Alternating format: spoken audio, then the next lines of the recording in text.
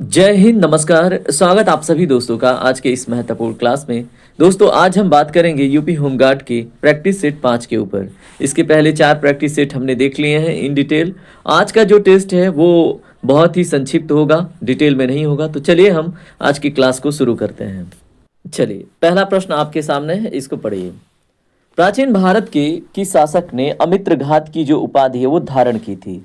बहुत ही ज़्यादा महत्वपूर्ण प्रश्न है। इसका जो राइट आंसर है दोस्तों, ऑप्शन बी है, बिंदुसार ने। ठीक है, याद रखेंगे। आज के टेस्ट को हम बिल्कुल टेस्ट की तरह लेंगे, इसमें डिटेल में बात नहीं करने वाले हैं। अगला प्रश्न, मध्यकालीन भारत में इक्ता जो प्रणाली है इसकी शुरुआत किस सुल्तान ने की थी? तो दोस्तों, किसने की थी? आंसर कीजिए। राइट आंसर है ऑप्शन बी, इल्तुतमिश। और इसी को दोस्तों दिल्ली का वास्तविक संस्थापक भी कहते हैं। ठीक है। आधुनिक भारत में वर्नाकुलर प्रेस एक्ट किस वायसराय ने निरस्त किया था? तो दोस्तों, लिप्टन ने लगाया था और रिपन ने रिमूव किया था। तो आप याद रखेंगे, ऑप्शन बी आपका करेक्ट होगा। किसने लगाया था? तो दोस्तों लिप्टन ने। कब? 1878 में। चलिए बात करते हैं अगले प्रश्न पे। 1857 की स्वतंत्रता संग्राम के दौरान कानपुर में विद्रोह का नेतृत्व किसने किया था? इसका जो राइट आंसर है ऑप्शन सी है, नाना साहब ने। लखनऊ में दोस्तों बेगम हजरत महल, और रानी लक्ष्मीबाई कहाँ पे? झांसी में। ठीक है, याद रखेंगे। बात करते हैं अगले प्रश्न पे। संविधान, अगर भारतीय संविधान की बात करें तो कौन सा अनुच्छेद अस्पृश्यता का अंत सुनिश्चित करता है? तो दोस्तों इसमें अनुच्छेद 17 राइट होगा। आप याद रखेंगे, एग्जाम में हेल्प मिलेगा। ये विधि के समक्ष आर्टिकल 14 समानता की बात करता है और समान अधिकार का। अनुच्छेद 15 क्या है? धर्म, जाति, लिंग, जन्म स्थान, ठीक है, और वंश के आधार पर भेदभाव को प्रतिबंधित करता है। अनुच्छेद 18 जो होता है ना कि किसी को उपाधि दे दिया गया बहुत पहले अंग्रेजों के द्वारा, तो उसके अंत से संबंधित है। ठीक है। अगला प्रश्न, भारतीय संविधान की आत्मा और उसका हृदय डॉक्टर भीमराव अंबेडकर ने किस मौलिक अधिकार को कहा था? दोस्तों ये प्रश्न आपके एग्जाम में पूछा जाता है, महत्वपूर्ण है, आप याद रखेंगे। ऑप्शन सी करेक्ट है, अनुच्छेद 32। ठीक है, जिसको हम संवैधानिक उपचार भी कहते हैं। और इसी के अंतर्गत दोस्तों आप डायरेक्ट सुप्रीम कोर्ट जा सकते हैं। ठीक है, और सुप्रीम कोर्ट रीट भी इसी के अंतर्गत जारी करता है। कितने रीट आप कमेंट कीजिएगा अगर आप रेगुलर फॉलो कर रहे हैं आप। ठीक है, तो मैंने 4 टेस्ट में, ठीक है, एक टेस्ट में कम से कम 300 क्वेश्चन, अधिकतम 400 प्लस। ठीक है, तो 4 टेस्ट में मैंने कम से कम मान के चलिए कि 1500 क्वेश्चन करा दिए हैं। ठीक है, अब जो टेस्ट आएगा वो डायरेक्टली मतलब क्वेश्चन टेस्ट की तरह आएंगे। ठीक है, जैसे क्वेश्चन है आंसर कीजिए इस टाइप से। राज्य के जो नीति निर्देशक तत्व हैं उसमें समान नागरिक संहिता का वर्णन आपको किस अनुच्छेद में देखने को मिलता है? तो दोस्तों इसमें जो राइट आंसर है ऑप्शन सी है, अनुच्छेद 44 में। 40 में दोस्तों ग्रामीण का स्थापना है। 42 में क्या है आप मुझे कमेंट कीजिएगा। 48 में पर्यावरण से संबंधित बातें की गई हैं। 42 में मातृत्व व्यय वंदना योजना आया था ना, तो महिलाओं के लिए एक तरह से मतलब बढ़िया स्थिति कहीं रोजगार में है, या फिर अगर वो मतलब प्रसूति की स्थिति में है तो उनके लिए बेहतर व्यवस्था करना, इस बारे में। अगला प्रश्न है, भारतीय संसदीय प्रणाली में शून्यकाल 0 आवर का अधिकतम समय कितना हो सकता है? तो दोस्तों इसका जो राइट आंसर है वो है ऑप्शन बी, 1 घंटा। ठीक है, और एक महत्वपूर्ण बात, अगर आपको सेशन पसंद आता तो सेशन को लाइक करने में कंजूसी मत किया कीजिए। ठीक है, और देखिए अगर मैं कह रहा हूँ तो इससे मुझे मोटिवेशन मिलता है। ठीक है, और आप अपना कमेंट में इसको जरूर बताएंगे। ठीक है, जिससे पता चलेगा कि कहाँ कहाँ से आप लोग जुड़ रहे हैं। और आप टेस्ट लगाने के साथ साथ अपना नाम और अपना स्कोर भी लिखेंगे। ठीक है, और जैसे जो क्वेश्चन मैं पूछता हूँ, जिस भी विद्यार्थी ने बहुत अच्छे से रिप्लाई किया, तो दोस्तों अगले टेस्ट में, ठीक है, मैं उसका फोटो विद डिटेल लास्ट में टेस्ट के या तो पहले ही लगा दूंगा इंट्रोडक्शन फॉर्म में कि इस योद्धा ने बहुत अच्छा परफॉर्म किया है। ठीक है, तो आप इसके लिए भी, आप अपने डेडिकेशन के लिए भी ये काम करेंगे। अगला प्रश्न देखिए क्या है, भारतीय संविधान की किस अनुसूची में केंद्र और राज्यों के बीच शक्तियों का बंटवारा दिया गया है? तो दोस्तों इसका जो राइट आंसर है ऑप्शन सी है, 7वीं अनुसूची में। याद रखिएगा, एग्जाम में इंपॉर्टेंट क्वेश्चन बन जाएगा। अगला प्रश्न क्या है, किस संविधान संशोधन अधिनियम के द्वारा शिक्षा के अधिकार को मौलिक अधिकार बनाया गया? इसका राइट आंसर है ऑप्शन सी, 86वें संविधान संशोधन द्वारा। ठीक है, और ये 2002 में संशोधन हुआ था, याद रखेंगे। 42वां संविधान संशोधन हुआ था कब हुआ था दोस्तों? 1976 में, और इसको मिनी कॉन्स्टिट्यूशन भी कहते हैं। 44वां संविधान कब हुआ था संशोधन?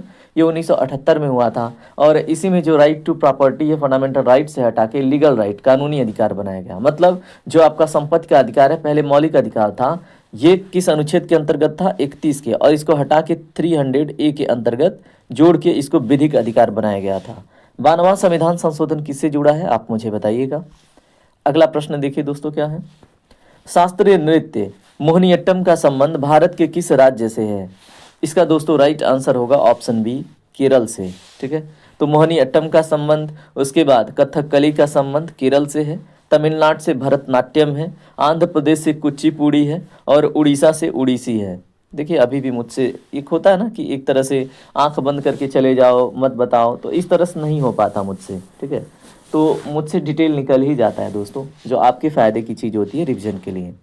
अजंता की गुफाओं में मुख्य रूप से किस धर्म से संबंधित चित्रकारी और मूर्तियां पाई जाती हैं? इसका जो राइट आंसर है वो है ऑप्शन सी, बौद्ध धर्म से। ठीक है, याद रखेंगे। अगला प्रश्न देखिए क्या है। प्रसिद्ध सूफी संत निजामुद्दीन औलिया की दरगाह कहाँ स्थित है? इसका जो राइट आंसर है वो है ऑप्शन बी। कहाँ पे दोस्तों? दिल्ली में। ठीक है, तो याद रखेंगे निजामुद्दीन औलिया। चलिए अगला प्रश्न देखिए। प्राचीन भारतीय साहित्य मुद्रा राक्षस के लेखक कौन है? बड़ा ही पूछा जाता है आपके एग्जाम में।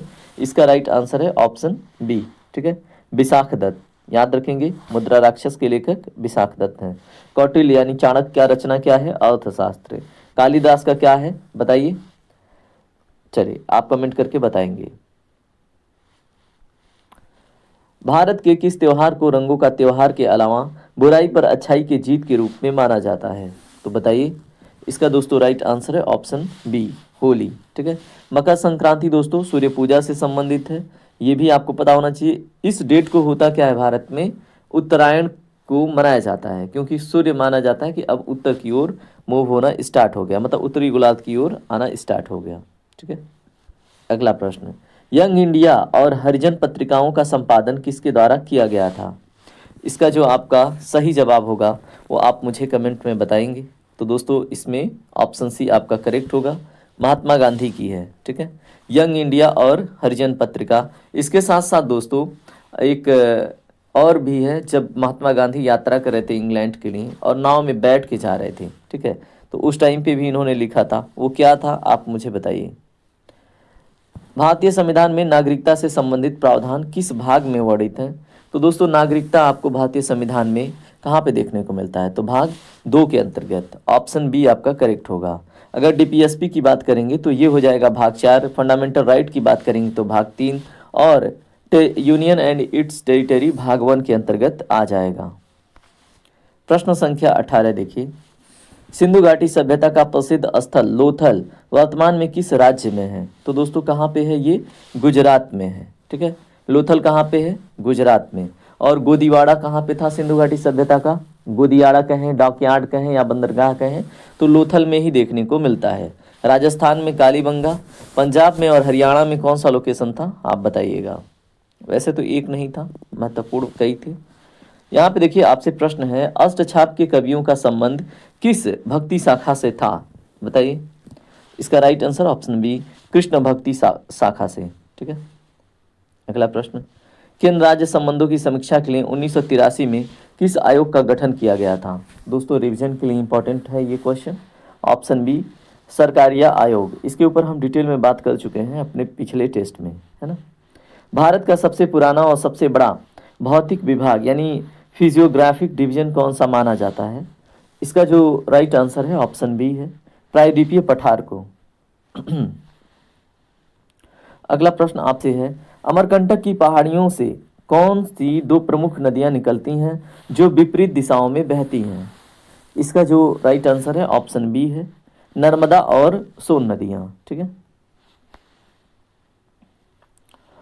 भारत के किस राज्य में झूम कृषि, ठीक है, शिफ्टिंग कल्टीवेशन को बेवर या दहिया के नाम से जाना जाता है? तो दोस्तों झूम कल्टीवेशन होता क्या है, जैसे ये ट्राइब्स लोग मोस्टली करते हैं, जनजातियां, ये पर्वतों पे या फिर कहीं फर्टाइल लैंड है वहाँ पे ये करेंगे खेती। कैसे करेंगे, वहाँ पे जो घास जंगल है उसको जला देंगे और वो खाद के रूप में काम कर जाता है। वहाँ पे उपजाएंगे फसल जब तक वो ज़मीन अच्छी रहेगी। ज्यों खराब हो गई ज़मीन छोड़ दिया, दूसरे जगह जला के इस प्रकार से खेती करते हैं। ठीक है, तो इसका जो राइट आंसर होगा वो होगा ऑप्शन बी, यानी कि मध्य प्रदेश में। ठीक है, तो झूम कृषि को बेवर या दहिया के नाम से कहाँ पे जानते हैं, मध्य प्रदेश में, याद रखिएगा। अगला प्रश्न आपसे क्या बनेगा, छोटा नागपुर पठार को उसकी खनिज संपदा के कारण भारत का क्या कहा जाता है। तो खनिज संपदा के कारण इसको भारत का रूर कहते हैं, रूर ऑफ इंडिया। ठीक है, बात करते हैं अगले प्रश्न पे। भारत में अक्टूबर से नवंबर के दौरान होने वाली वर्षा में से सबसे अधिक लाभ किस राज्य को होता है, बताइए। इसका राइट आंसर है ऑप्शन सी, तमिलनाडु की। ठीक है, यहाँ पे देखिए अक्टूबर से नवंबर की बात हो रही है ना, और इस समय रिट्रीट मानसून होता है, तो ये कोरोमंडल जो तट है तमिलनाडु का, वहाँ पे अधिक वर्षा प्राप्त होता है। क्योटो प्रोटोकॉल का मुख्य उद्देश्य निम्नलिखित में से क्या है। अगर आपने टेस्ट अटेंड किया हो तो मैंने डिटेल में इसको डिस्कस किया था कि के को सी के रूप में देखेंगे, और वो हो जाएगा जलवायु परिवर्तन। और जलवायु परिवर्तन किससे होगा दोस्तों, ग्रीन हाउस गैसों के उत्सर्जन में, ठीक है, वृद्धि से, कमी से नहीं है, मतलब कमी करना है, मतलब अगर वृद्धि हुई है तो उसको कम करना है। देखिए कभी कभी होता है ना कि बताना कुछ है और बता कुछ देते हैं। यहाँ पे रेड डाटा बुक की बात हो रही है, तो रेड डाटा बुक किसके द्वारा प्रकाशित की जाती है मित्रों, तो इसका जो राइट आंसर है वो है आपका ऑप्शन बी। ठीक है, आईयूसीएन के द्वारा। आईयूसीएन का फुल फॉर्म क्या है, कमेंट करेंगे। ठीक है, अगला प्रश्न है, शहरीकरण के कारण शहरों में तापमान के आसपास के ग्रामीण क्षेत्रों से अधिक होना क्या कहलाता है। ये भी आपके रिवीजन के लिए ऐड किया हुआ प्रश्न है दोस्तों। इसको अर्बन हीट आइलैंड कहते हैं। अगर आप रेगुलर फॉलो कर रहे हैं तो अब आप जीवन में नहीं भूलेंगे। ठीक है, और ये इंपॉर्टेंट कॉन्सेप्ट है इन्वायरमेंट के लिए। भारत का वह कौन सा नेशनल पार्क है जो तैरते हुए द्वीपों के लिए विश्व भर में प्रसिद्ध है। तो देखिए इनको जो तैरते हैं उनको हम आइलैंड्स नहीं, इनको हम फ्यूमिड्स कहते हैं। ठीक है, क्या कहते हैं दोस्तों, फ्यूमिड्स, फ्यूमिडिस कहते हैं। ठीक है, तो ऐसा प्रश्न बने कि कोई भी एग्जाम में, चाहे यूपीएससी में क्यों ना बने, कि फ्यूमिडिस क्या होता है, तो दोस्तों जो अगर आप देखेंगे मणिपुर में, अगर आपको मैं लेके चलूँ तो वहाँ पे एक केबुल लामजाओ नेशनल पार्क है। ठीक है, तो वहाँ पे जैसे आइलैंड होते हैं ना जलों में, वैसे ही यहाँ पे फ्यूमिडिस होते हैं जो आपको तैरते हुए प्रतीत होंगे। ठीक है, और ये केबुल लामजाओ नेशनल पार्क में देखने को मुख्यतः मिलेगा। अगले प्रश्न के ऊपर बात करते हैं। भारत में जो पारिस्थितिकी हॉट स्पॉट है, इकोलॉजिकल हॉट स्पॉट के रूप में किसे पहचाना जाता है। इसका जो राइट आंसर है दोस्तों वो है ऑप्शन बी, वेस्टर्न घाट को, यानी कि पश्चिमी घाट को पारिस्थितिकी हॉट स्पॉट के रूप में निम्नलिखित में से इनको देखते हैं। जनगणना 2011 के अनुसार भारत का सबसे कम जनसंख्या वाला, ठीक है, जो राज्य है वो कौन सा है। इसका दोस्तों राइट आंसर ऑप्शन सी है, अरुणाचल प्रदेश। ठीक है, बात करते हैं अगले प्रश्न पे। जनगणना 2011 के आंकड़ों के अनुसार भारत में स्त्री पुरुष लिंग अनुपात कितना दर्ज किया गया है। इसका जो राइट आंसर है ऑप्शन सी है, 943। ठीक है, और सबसे बढ़िया केरल का है 1084, याद रखेंगे। भारत के किस राज्य में 2001 से 2011 के दौरान जनसंख्या वृद्धि दर नकारात्मक दर्ज की गई। मैंने हमेशा आपको अपने डेमोग्राफिक जो ट्रांजिशन वाला लेक्चर था, ठीक है, जननांकीय संक्रमण वाला, उसमें डिटेल में समझाया है कि ये 2021 था। ठीक है, यहाँ पे देखिए, यहाँ एक पर्टिकुलर स्टेट की बात हो रही है, लेकिन जो मैं बता रहा हूँ वो महाविभाजक ईयर 200 जो 18 से 21 का दौर था। ठीक है, उसके बीच में 1921 को हम महाविभाजक वर्ष के रूप में देखते हैं। ठीक है, उस समय भारत का जो पॉपुलेशन ग्रोथ था वो माइनस में गया था 0.31, लेकिन यहाँ पे जो क्वेश्चन है वो अलग है। ये 0.31 गया था, पूरे भारत का औसतन जो पॉपुलेशन ग्रोथ है, जन्म दर है, वो माइनस में चला गया था, -0.31। ठीक है, और विभाजक वर्ष उसी को कहते हैं 1921 को। ठीक है, अब यहाँ पे आपसे प्रश्न बना है कि 2001 से 11 के दौरान जनसंख्या वृद्धि निम्नलिखित में से किस प्रदेश की थी सबसे कम। ठीक है, निगेटिव में यहाँ पे दिखा रहा है, तो इसका जो राइट आंसर है वो सी होगा, नागालैंड का। ठीक है, तो दोनों क्वेश्चन अलग अलग तरीके से पूछा जाए तो कंफ्यूज अब नहीं होना है। प्रश्न है, 2011 के जनगणना के अनुसार भारत की कुल जनसंख्या का कितना प्रतिशत हिस्सा शहरी क्षेत्र में निवास करता है। इसका दोस्तों राइट आंसर है ऑप्शन बी, 31.16%, याद रखेंगे। अगला प्रश्न देखिए क्या है, जनसंख्या वितरण को प्रभावित करने वाला सबसे महत्वपूर्ण भौतिक कारक कौन सा है? तो दोस्तों इसका जो राइट आंसर है वो है ऑप्शन बी, जल की उपलब्धता और उपजाऊ मृदा का होना। भारत में जो नीली क्रांति का संबंध है वो मुख्य रूप से किस क्षेत्र के उत्पादन से है? तो दोस्तों ये मत्स्य उत्पादन यानी मछली के उत्पादन से संबंधित है। दुग्ध उत्पादन से दोस्तों श्वेत क्रांति है। यहाँ पे सतत विकास के लक्ष्यों को प्राप्त करने के लिए जो समय सीमा है वैश्विक स्तर पर वो क्या निर्धारित की गई है? इसका जो राइट आंसर है ऑप्शन बी है, 2030 तक। ठीक है, जो 17 सस्टेनेबल गोल हैं, आपसे ये भी पूछा जा सकता है कितने हैं, तो 17 याद रखेंगे। भारत की जो सिलिकॉन वैली के रूप में जाना जाता है वो कौन सा शहर है? तो दोस्तों भारत का सिलिकॉन वैली आपका है बेंगलुरु। ठीक है, क्योंकि ये आईटी हब है। ट्रॉपिक ऑफ कैंसर भारत के किन राज्यों से होकर गुजरती है, जिसको हम कर्क रेखा कहते हैं? भारत की जलवायु विभाजक रेखा भी कहते हैं। दोस्तों इसका राइट आंसर ऑप्शन सी है, 8 राज्यों से।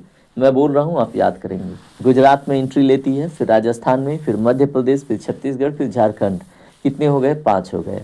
वेस्ट बंगाल 6 हो गया, त्रिपुरा 7 हो गया और मिजोरम 8 हो गया। तो इन्हीं प्रदेशों से होकर गुजरती है।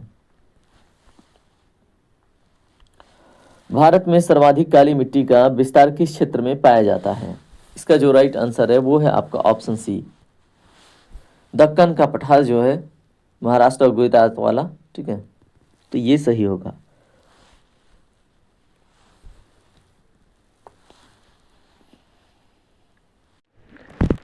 क्वेश्चन नंबर 41 में देखिए आपसे पूछा गया है, 22 सितंबर 2025 से लागू जीएसटी 2.0 सुधारों के तहत मुख्य रूप से कौन सी 2 टैक्स स्लैब निर्धारित की गई हैं? तो दोस्तों प्रश्न के हिसाब से राइट आंसर ऑप्शन सी होगा, 5% और 18%। लेकिन 2024 के नियमावली के अनुसार देखेंगे तो उसमें आपको 0%, 5%, उसके बाद 18%, 12%, 28% ये सब दिखेंगे। तो ये भी आपको याद रख के एग्जाम में जाना है। अगला प्रश्न देखिए आपसे क्या पूछा जा सकता है, आर्थिक सर्वेक्षण 2025-26 के अनुसार वित्त वर्ष 2025-26 के लिए वास्तविक जो जीडीपी में वृद्धि दर था उसका कितना अनुमान लगाया गया है? तो दोस्तों ऑप्शन बी करेक्ट है, 7.4%। लेकिन ये अगर हम इकोनॉमिक सर्वे की बात करें तो ये 6% से 7.4% तक अनुमान लगाया गया था, इसके बीच में लगाया गया था। ठीक है, तो ये एक्चुअल में फैक्चुअल डाटा कोई इंस्टीट्यूट ऑर्गेनाइजेशन जारी करता है तब होता है।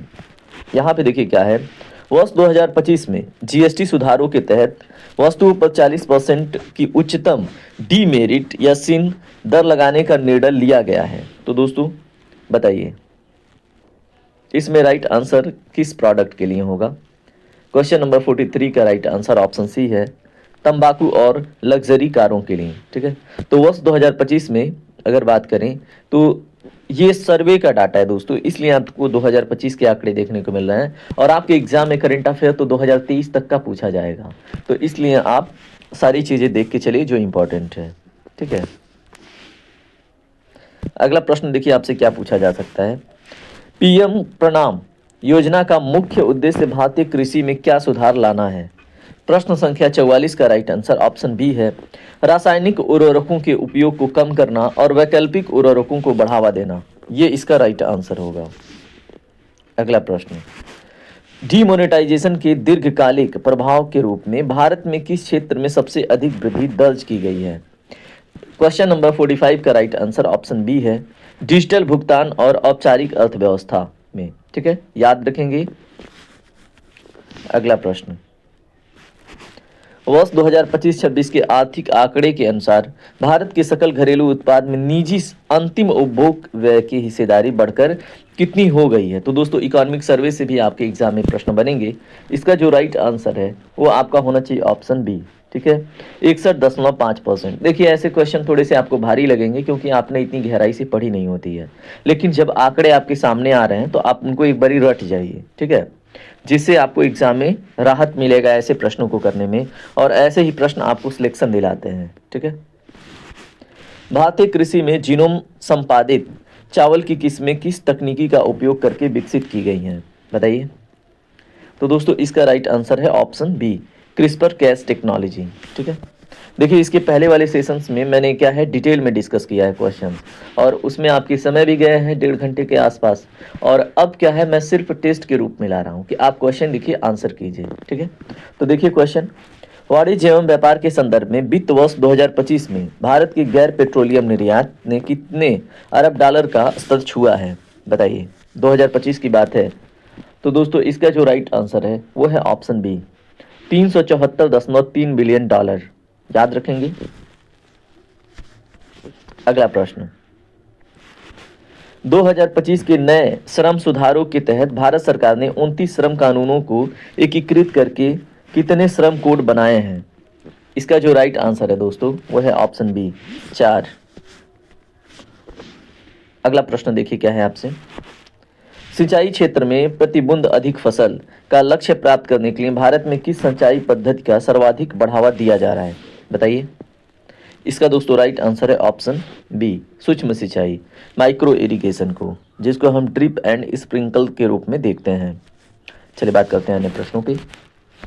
अगला प्रश्न है आपसे, दैनिक जीवन में उपयोग होने वाली वॉशिंग सोडा का रासायनिक नाम। देखिए इसके पहले टेस्ट में मैंने आपको डिटेल में समझाया था, ठीक है।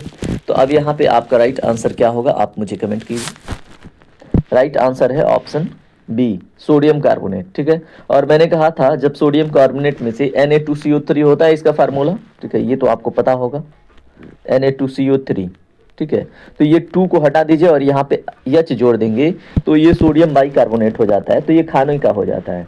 और वैसे Na2CO3 क्या है बताइए, ये है आपका धोने का, ठीक है। तो यहाँ पे वॉशिंग लिखा हुआ है ना, तो वॉशिंग मतलब धोना, और खाने वाला बेकिंग सोडा कहलाता है, याद रखेंगे। अगला प्रश्न, आकाश का रंग नीला दिखाई देने का मुख्य वैज्ञानिक कारण क्या है। अगर एग्जाम में ऐसा प्रश्न बने तो आप याद रखेंगे इसमें ऑप्शन सी करेक्ट है, स्कैटरिंग ऑफ लाइट, प्रकाश का प्रकीर्णन इसमें सही जवाब होगा। अगला प्रश्न, मानव शरीर में जो इंसुलिन हार्मोन है उसका उत्पादन किस अंग द्वारा किया जाता है। दोस्तों इसका भी राइट आंसर है ऑप्शन बी, अग्नाशय यानी पैंक्रियाज के द्वारा, ठीक है, याद रखेंगे, एग्जाम में प्रश्न आएगा। क्वेश्चन नंबर 54 देखिए, किस विटामिन की कमी के कारण रक्त का थक्का बनने में देरी होती है। तो दोस्तों यहाँ पे ऑप्शन डी करेक्ट है, विटामिन के। विटामिन ए की कमी से दोस्तों आंख की रोशनी कमजोर हो जाती है, विटामिन सी की कमी से स्कर्वी नामक रोग होता है, और विटामिन ई की कमी से क्या होता है आप मुझे कमेंट में बताएंगे, ठीक है। खूबसूरती वाला विटामिन भी कहते हैं और नपुंसकता वाला विटामिन भी कहते हैं। अगर कमी होती है तो नपुंसकता या फिर बांझपन बढ़ता है, ठीक है। उसके बाद वाहनों के पीछे का दृश्य देखने के लिए जो रियर व्यू मिरर होता है वो किस प्रकार के दर्पण का उपयोग उसमें किया जाता है। तो दोस्तों इसमें राइट आंसर है ऑप्शन सी, कॉन्वेक्स यानी कि उत्तल दर्पण का प्रयोग किया जाता है, ठीक है। आपसे एग्जाम में प्रश्न कई बार बना हुआ है तो आपको याद रखना है। प्राकृतिक आपदा सुनामी आने का मुख्य कारण क्या है, ऐसा प्रश्न आपके एग्जाम में पूछा जाता है। तो राइट आंसर है इसमें समुद्र के भीतर आने वाला जो भूकंप है वो मुख्य कारण है, ठीक है। और वो भूकंप जैसे ज्वालामुखी फटने से भी आ सकता है और थर्मल एनॉमली या फिर किसी और रीजन से भी आ सकता है, ठीक है।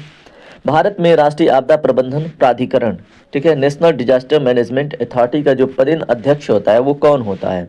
बहुत इंपॉर्टेंट प्रश्न है ये, आपको हर एक टेस्ट में ऐसे 1-2 प्रश्न देखने को मिलेंगे और आपके एग्जाम में भी ऐसे प्रश्न देखने को मिलेंगे। तो राइट आंसर है ऑप्शन सी दोस्तों, प्रधानमंत्री होते हैं, ठीक है। अगला प्रश्न देखिए क्या है आपसे, ओजोन परत वायुमंडल के किस परत में पाई जाती है, हमें परावैंगनिक किरणों से वो बचाने का कार्य करती है। तो दोस्तों ये समताप मंडल में पाई जाती है।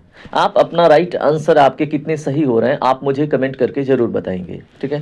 देखिए जो बादल मतलब बनने, बारिश होने की घटना, बिजली गिरने की घटना है वो क्षोभ मंडल में होती है। यहाँ पे मैंने आपको बताया था लुक गिरने वाली घटना होती है, और बाह्य मंडल क्या है ये तो आपको पता ही है ना। अगला प्रश्न देखिए, खाना पकाते समय यदि बर्तन की तली बाहर से काली हो रही है तो इसका वैज्ञानिक अर्थ क्या है। तो दोस्तों इसका वैज्ञानिक अर्थ क्या है, ईंधन पूरी तरह से नहीं जल रहा है, इसका वैज्ञानिक अर्थ यही है, ठीक है। अगला प्रश्न, चक्रवात के केंद्र में स्थित शांत क्षेत्र जहां हवा का दबाव बहुत कम होता है क्या कहलाता है। तो दोस्तों इसका जो राइट आंसर है वो है ऑप्शन बी, इसको हम आई ऑफ द साइक्लोन कहते हैं, ठीक है। तो शांत क्षेत्र वहां पे बारिश भी नहीं होती। अगला प्रश्न, उत्तर प्रदेश के किस जनपद में कालिंजर मेला का आयोजन प्रतिवर्ष किया जाता है। तो दोस्तों इसका जो राइट आंसर है वो है ऑप्शन बी, बांदा में। याद रखेंगे। उत्तर प्रदेश में महिला सशक्तिकरण के लिए समर्पित मिशन शक्ति अभियान का मुख्य ध्येय वाक्य क्या है, मोट्टो क्या है? तो इसका जो राइट आंसर है वो है ऑप्शन बी, सम्मान, सुरक्षा और स्वावलंबन। ठीक है, तो याद रखेंगे मिशन शक्ति उत्तर प्रदेश की पुलिस के द्वारा चलाई गई एक मिशन है। ठीक है, और ये वुमेन एम्पावरमेंट के लिए चलाया गया था। अगला प्रश्न, प्रशासनिक व्यवस्था के तहत उत्तर प्रदेश में राजस्व परिषद बोर्ड ऑफ रेवेन्यू का मुख्यालय कहाँ स्थित है? ऐसे एग्जाम में आपके हर एक टेस्ट में एक दो प्रश्न मिलेंगे जो बहुत ज़्यादा जरूरी हैं आपके एग्जाम के लिए। तो इसका जो राइट आंसर है वो है आपका ऑप्शन बी, कहाँ पे? प्रयागराज। ठीक है, तो ये दोस्तों क्या है, न्यायिक मुख्यालय की बात हो रही है। लेकिन अगर प्रशासनिक की बात होगी तो बताइए।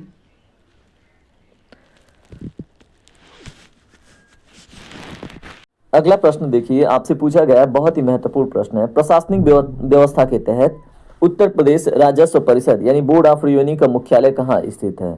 तो दोस्तों यहाँ पे अगर बात हो रही है एडमिनिस्ट्रेटिव मुख्यालय की तो ये होगा आपके लखनऊ में। लेकिन जुडिशियरी अगर न्यायालय की बात होगा, ठीक है, मुख्यालय का, तो वो प्रयागराज में हो जाएगा। ठीक है, तो आपने देख लिया प्रशासनिक कहाँ पे, लखनऊ में, और न्यायिक कहाँ पे है, प्रयागराज में। यहाँ पे उत्तर प्रदेश के ओडीओपी यानी कि एक डिस्ट्रिक्ट वन, मतलब वन डिस्ट्रिक्ट वन प्रोडक्ट के तहत कांच की चूड़ियों के लिए किस शहर को चुना गया है? तो दोस्तों बताइए, ये तो इजी क्वेश्चन है, मैंने इसके पहले टेस्ट में डिटेल में आपको समझाया था। तो इसका राइट आंसर ऑप्शन बी है, फिरोजाबाद। ठीक है, तो 64 का ऑप्शन बी करेक्ट होगा, फिरोजाबाद। अलीगढ़ तालों के लिए है, कन्नौज इत्र नगरी है। हाथरस किस लिए फेमस है दोस्तों?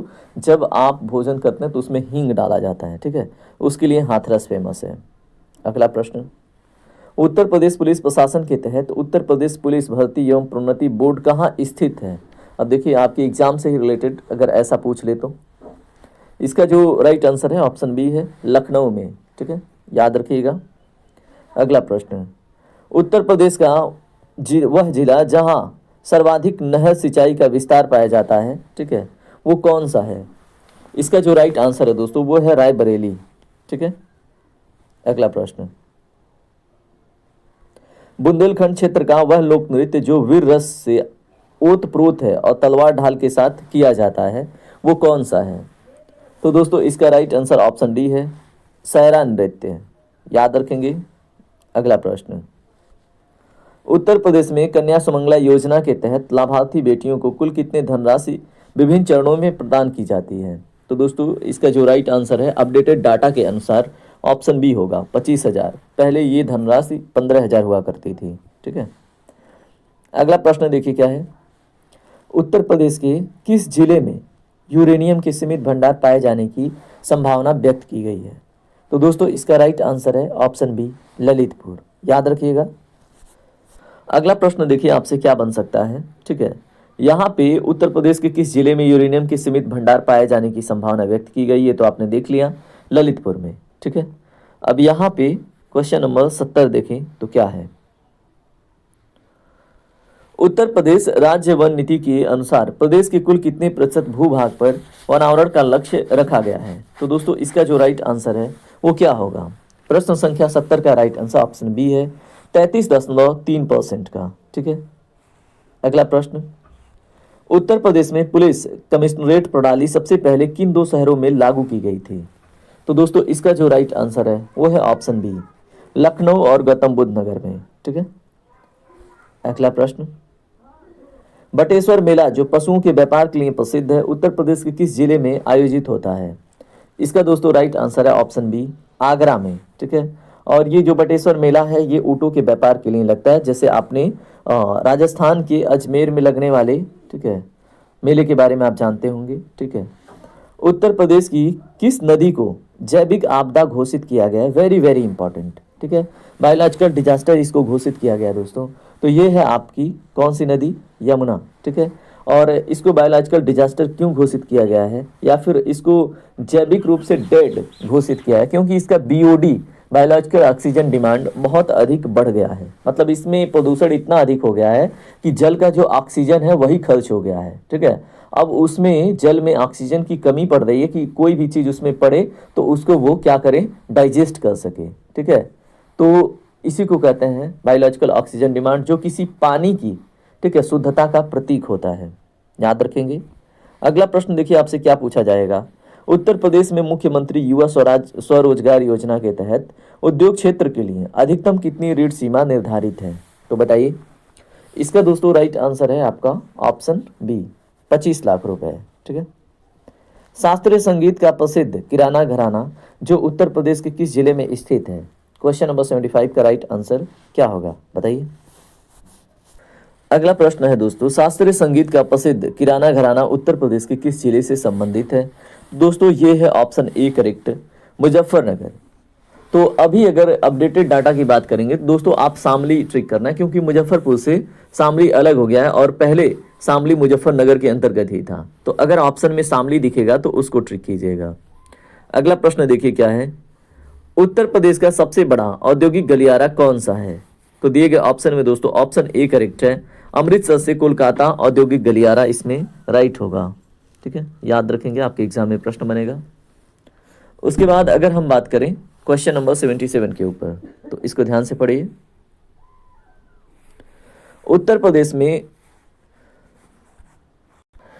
राजस्व पुलिस व्यवस्था की वर्तमान स्थिति क्या है, रेवेन्यू पुलिस की? ऐसा अगर आपसे प्रश्न बने तो आपका राइट आंसर क्या होना चाहिए, आप बताइए। ऐसा प्रश्न अगर आपके सामने आए तो क्या करेंगे आप? दोस्तों इसमें ऑप्शन डी, ठीक है, करेक्ट होगा। अब ये कहीं पे भी रेवेन्यू पुलिस का मतलब स्थिति नहीं है। पहले जो पटवारी होते थे उनको रेवेन्यू पुलिस के रूप में देखा जाता था, लेकिन अब नहीं। ठीक है। अगला प्रश्न देखिए क्या है, प्रसिद्ध देव शरीफ में का मेला जो है उत्तर प्रदेश के किस जनपद में आयोजित किया जाता है? ऐसा अगर आपसे एग्जाम में प्रश्न बने तो इसका राइट आंसर होगा बाराबंकी। ठीक है, याद रखेंगे। चलिए बात करते हैं अगले प्रश्न पे। उत्तर प्रदेश में ग्रेनाइट का जो प्रमुख भंडार है कहाँ पाया जाता है? तो दोस्तों ऑप्शन ए करेक्ट है, हमीरपुर, महोबा और झांसी में, याद रखिएगा। अगला प्रश्न, उत्तर प्रदेश सरकार द्वारा शुरू किया गया पिंक बूथ मुख्य रूप से किससे संबंधित है? तो दोस्तों इसका राइट आंसर है ऑप्शन बी, महिला सुरक्षा एवं शिकायतों के निवारण से। ठीक है, यहाँ पे देखिए क्या क्वेश्चन है आपसे। फरवरी 2026 में संपन्न हुए भारत यूरोपीय संघ सुरक्षा सम्मेलन का जो मुख्य विषय है, मुख्य थीम है, वो क्या था? ऐसा 2026 में पूछा गया, फरवरी 2026 में। तो अभी तो जस्ट फरवरी ही चल रहा है, बताइए। इसका दोस्तों राइट आंसर क्या होगा? ऑप्शन ए, साइबर रक्षा और समुद्री सुरक्षा। ठीक है। अगला प्रश्न, 69वें फिल्म फेयर पुरस्कार 2025 में किस फिल्म को सर्वश्रेष्ठ फिल्म का पुरस्कार प्रदान किया गया है? तो दोस्तों इसका जो राइट आंसर है ऑप्शन ए है, 12th फेल को। ठीक है, और अगर आपने नहीं देखी है तो आप जरूर देखिएगा, बहुत ही अच्छा मोटिवेशन का सोर्स है वो। ठीक है, मैं खुद रिकमेंड कर रहा हूँ, अगर आपको टाइम मिले तो 12th फेल एक बार ज़रूर देख लीजिएगा। ठीक है, अगर आप सच में कुछ बनना चाहते हैं तो अंदर से ना वो चीज़ जाग जाएगी। भारत की आंतरिक सुरक्षा के संदर्भ में जो 14C का मुख्य कार्य है, यानी कि Indian cyber crime coordination centre का, वो क्या है? दोस्तों इसका right answer option B, cyber अपराधों से निपटने के लिए राष्ट्रीय समन्वय। अगला प्रश्न, हाल ही में चर्चा में रहा प्रोजेक्ट कूसा भारत की किस सुरक्षा प्रणाली से संबंधित है? मोस्ट इंपॉर्टेंट क्वेश्चन दोस्तों, इसका जो राइट आंसर है वो है ऑप्शन ए, लंबी दूरी की वायु रक्षा मिसाइल प्रणाली। ठीक है, तो प्रोजेक्ट कूसा किससे संबंधित है? लंबी दूरी की वायु रक्षा मिसाइल प्रणाली है। क्वेश्चन नंबर 85 देखिए आपसे क्या पूछा गया है। पड़ोसी पहले नेबरहुड फर्स्ट पॉलिसी के तहत भारत ने हाल ही में किस देश के साथ अडू आडू परियोजना के लिए समझौता किया है? बहुत ही ज़्यादा महत्वपूर्ण प्रश्न है दोस्तों, ये आपके एग्जाम में पूछे जाने की 99% पॉसिबिलिटी है। ठीक है, क्योंकि ऐसे क्वेश्चन आपको देखने को मिलते हैं सरप्राइजिंग। ठीक है, तो इसका राइट आंसर है दोस्तों ऑप्शन बी, मालदीव के साथ, याद रखेंगे। अगला प्रश्न क्या है, मानवाधिकारों के उल्लंघन को रोकने के लिए सशस्त्र बल विशेषाधिकार अधिनियम, जिसको अफस्पा कहते हैं, को हाल ही में किन राज्यों के कुछ हिस्सों से हटाया गया है? तो दोस्तों यहाँ पे जो राइट आंसर है वो है ऑप्शन ए, नागालैंड और मणिपुर। ठीक है, देखिए कंपटीशन ज़्यादा है तो अब आपके प्रश्नों का स्तर इतना इजी नहीं रखेंगे। ठीक है, तो आप हार्ड लेवल पे तैयारी करेंगे तो इजी लेवल तो आपसे हो ही जाएगा, है ना। सोशल मीडिया कम्युनिकेशन में जो डीप फेक है उस तकनीकी का मुकाबला करने के लिए भारत सरकार ने किस अधिनियम के तहत नए निर्देश जारी किए हैं? तो दोस्तों ये करेंट का बड़ा ही मतलब वायरल न्यूज़ है, तो आपको याद रखना है, IT एक्ट 2000 के तहत। ठीक है, अगला प्रश्न देखिए क्या है, जनवरी 2026 में पद्म विभूषण सम्मान से किसे सम्मानित किया गया है कला के क्षेत्र में? तो दोस्तों इसका राइट आंसर है आपका ऑप्शन बी, वैजंती माला बाली जी को। ठीक है, अगला प्रश्न क्या है, भारत और ओमान के बीच हाल ही में आयोजित संयुक्त सैन्य अभ्यास अल नजह का मुख्य उद्देश्य क्या है? तो दोस्तों इसका जो राइट आंसर है वो है ऑप्शन बी, आतंकवाद विरोधी अभियान और सुरक्षा सहयोग। तो ऑप्शन बी आप याद रखेंगे। अगला प्रश्न, डिजिटल सार्वजनिक बुनियादी ढांचे डीपीआई को बढ़ावा देने के लिए भारत ने किस वैश्विक मंच पर ग्लोबल साउथ का नेतृत्व किया है? तो दोस्तों प्रश्न संख्या 90 का जो राइट आंसर है वो है ऑप्शन ए, G20 शिखर सम्मेलन। ठीक है, अगला प्रश्न क्या है इसको देखिए, प्रत्येक भारत में प्रत्येक वर्ष राष्ट्रीय विज्ञान दिवस 28 फरवरी को किसकी स्मृति में मनाया जाता है?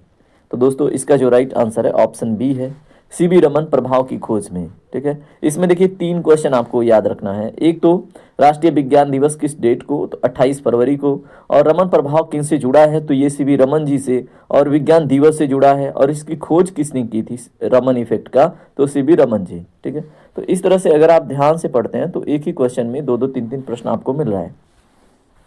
हाल ही में चर्चा में रही प्रसिद्ध पुस्तक विक्ट्री सिटी के लेखक निम्नलिखित में से कौन है?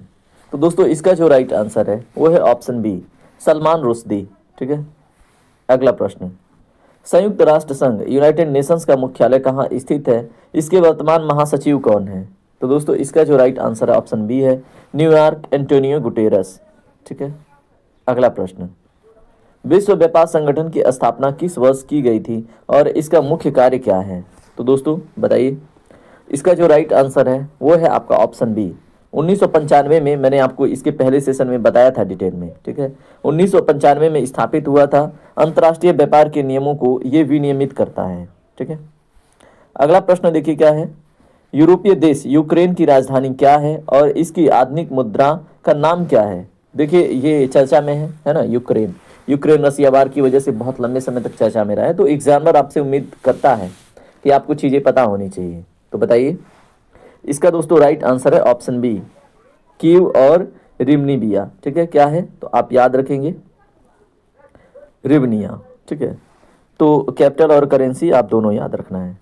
अगला प्रश्न देखिए क्या है, इसरो द्वारा हाल ही में लॉन्च किया गया जो एक्सपोसैट है वो मिशन मुख्य रूप से किस खगोलीय घटना के अनुसंधान के लिए भेजा गया है? दोस्तों इसका जो राइट आंसर है वो है ऑप्शन बी, एक्सरे ध्रुवीकरण और ब्लैक होल का अध्ययन के लिए। ठीक है, एक्सपोसैट। अगला प्रश्न क्या है दोस्तों, इसको पढ़िए ध्यान से, विश्व पर्यावरण दिवस वर्ल्ड एनवायरनमेंट डे प्रतिवर्ष 5 जून को मनाया जाता है। वर्ष 2025 के लिए इस दिवस का मुख्य फोकस किस पर रहा है?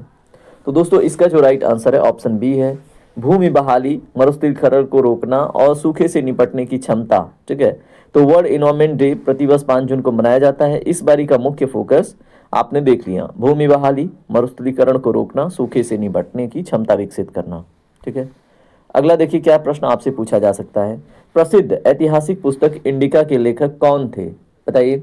आपसे देखिए मैंने हर एक पोर्शन को टच किया है, उत्तर प्रदेश का current affair, national international, static GK, उसके बाद जो विविध प्रश्नावली होती हैं, सब आपका पूरा सिलेबस आपके टेस्ट में देखने को मिलता है। ठीक है, तो इसका जो राइट आंसर है दोस्तों वो है ऑप्शन बी, मेगास्थनीज। ठीक है, ये तो आपको पता ही होगा। चलिए अगला प्रश्न देखिए आपसे क्या पूछा जाएगा, दक्षिण पूर्व एशियाई देश वियतनाम की जो मुद्रा है वो क्या है? तो दोस्तों इसका राइट आंसर है ऑप्शन बी, डोंग है। ठीक है, और आज का जो लास्ट क्वेश्चन है आपके सामने है, इसको पढ़िए क्या है, ब्रिक्स संगठन में हाल ही में शामिल होने वाले नए सदस्यों में निम्नलिखित में से कौन सा देश शामिल है? तो दोस्तों इसका जो राइट आंसर है वो है आपका ऑप्शन बी, मिस्र और इथियोपिया। ठीक है, तो इस तरह से हमारा 100 क्वेश्चन कंप्लीट होता है। अगर आपने पूरा सेशन एंजॉय किया है तो आप अपना नाम कमेंट जरूर कीजिएगा, अपना स्कोर कमेंट कीजिएगा कि आपके कितने सही हुए हैं और आपको ये टेस्ट देखने के बाद आपके अंदर कितना % कॉन्फिडेंस बढ़ा है। ठीक है, तो आप मुझे जरूर बताइएगा, अगले टेस्ट में आप जरूर सम्मिलित होइए। और भी बहुत सारे स्टैटिक जीके, जीएस और बहुत सारी चीज़ें यहाँ पे आपको बिल्कुल फ्री में विद क्वालिटी के साथ मिलती हैं, तो उसके लिए आप जुड़ सकते हैं। चलिए मिलते हैं अगले क्लास में, तब तक के लिए जय हिंद, जय भारत, आपका दिन शुभ हो।